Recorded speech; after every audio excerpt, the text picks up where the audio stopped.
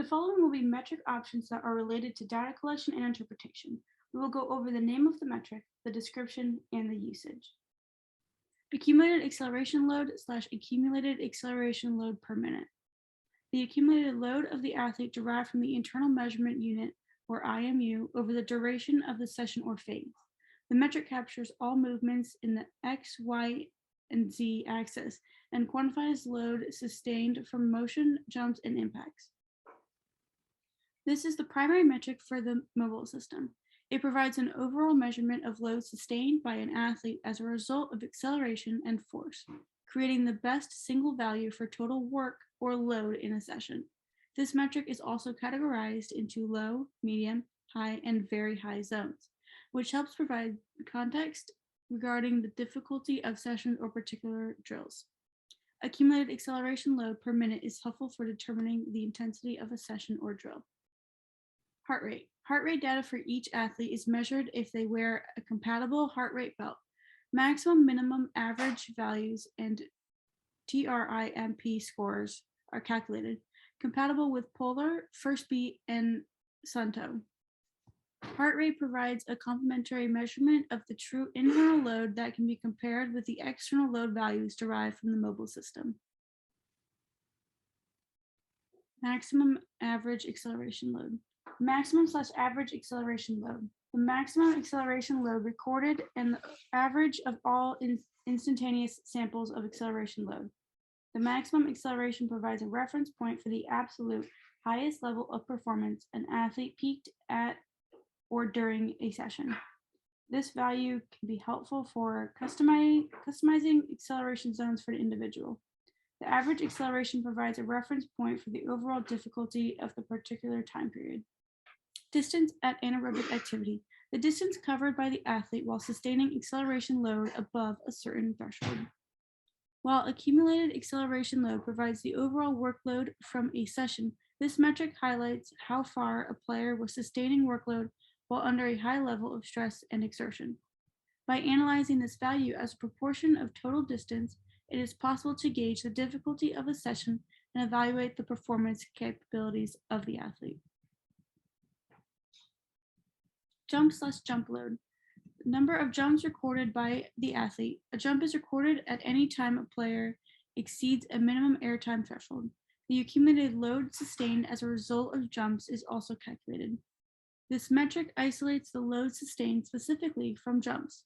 Consistently high values might indicate a need to adjust recovery treatment to account for fatigue of specific muscles. Exertion events. Specific instances of high exertion for an athlete. Athletes record a high exertion if they sustain a certain level of acceleration load for a minimum duration of time. This is an event-based metric. Rather than provide a measurement of overall load, this metric isolates specific instances of the athlete sustaining a high level of acceleration load. While the overall count of this metric is informative, it is also important to analyze at what times and with how much separation these events are occurring. As a high event-based metric, these counts provide insights to the athlete's readiness and ability to perform at high levels. The maximum / average acceleration load, total time, and total distance covered in the event are all reported. Typical NBA game ranges for exertion per minute are as follows. Change of orientation. Specific instances of change of orientation for an athlete. An athlete must maintain a high level of acceleration load immediately prior to and after the change of orientation to record a qualifying event. This is an event-based metric. It captures explosive multidirectional movements that result in a large force on the body. Mechanical load. The accumulation of all instances, acceleration, and deceleration samples in the XY plane. Mechanical load is derived from XY acceleration samples that are predicted from the acceleration load data recorded by the IMU. This metric is analogous to accumulated acceleration load in the sense that it attempts to measure overall load accumulated by the athlete as a result of acceleration activity. However, the metrics differ because mechanical load only accounts for acceleration due to displacement in the XY plane and not load sustained from jumps or impacts. While the two metrics correlate highly, it can be interesting to monitor mechanical load to look for instances of decoupling, likely indicating atypical behavior from jump and/or impact load from that session. Because mechanical load specifically measures movement acceleration, it is useful for quantifying the load sustained in the lower limbs of the athlete. Accel/decel load. Two calculations of cumulative load separating the predicted acceleration and deceleration samples in the XY plane. The sum of accel load and decel load equals mechanical load.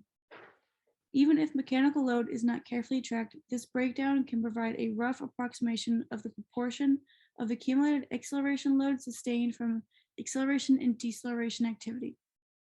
A spike in either of these two proportions could indicate a need to adjust recovery treatment. Physio load is a representation of total distance scaled by the body weight of the athlete. Because total distance can be predicted and player body weight can be measured, physio load can be predicted using an IMU-based system. Physio load is designed to take into account the fact that similar distance loads may have a different effect on different individuals. A player with a higher body weight will be given credit for sustaining a higher load when covering the same distance as a player who weighs less.